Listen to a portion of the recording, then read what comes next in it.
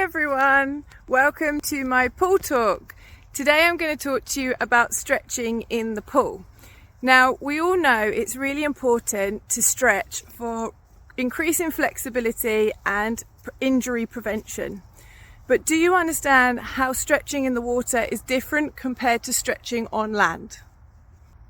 Especially when we understand that our swimming pool water can be cooler or our temperatures will not be the same, and therefore we need to keep our participants warm whilst we stretch them out. If we don't keep them warm whilst they're stretching out, it can actually create more harm than is good. So when we are considering what happens to a cool muscle, a cold muscle, it is restricted, it is stiff, it is tight, and it does not produce a large range of motion, then we're not going to get a sufficient stretch for that individual's ability or improve that individual's body flexibility. And that's really important. If we don't warm up muscles before we stretch them, then we can create issues that can lead to strains or injury or even tears, and then also discomfort. So we do need to be very aware of how we are stretching in the water.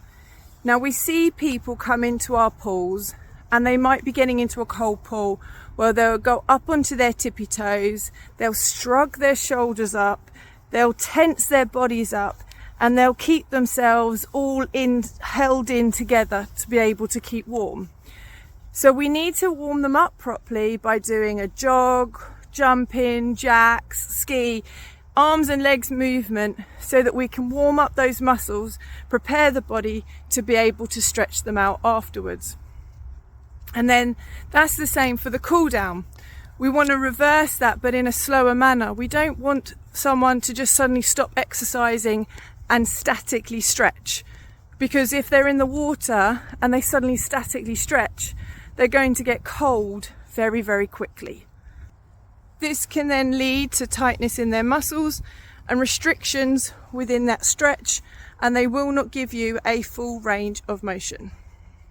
So where in a warm-up we want to increase the temperature of the body gradually as we get them going and doing exercises in the pool, we want to then reverse that when we comes to our cool down.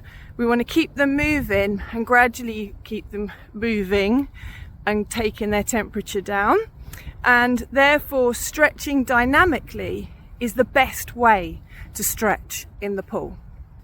It will keep the blood circulating, and it will take out the waste out of the muscles, so we'll have less lactic acid. It will help with the lymphatic drainage and the circulation of the lymphatic circulatory system, and we will have a better response from the muscles and the body if we stretch in a dynamic way.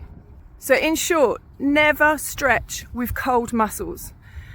Never stretch with cold muscles.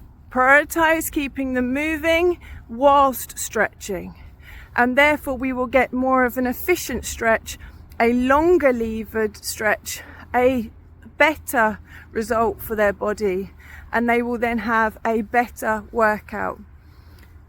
What I've done for you now is created a cool down video that comes after this little description from me, and you can add it to the end of your class, showing you a dynamic cool down.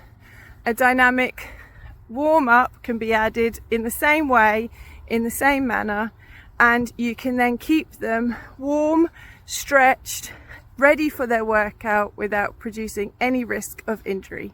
I hope you enjoy it.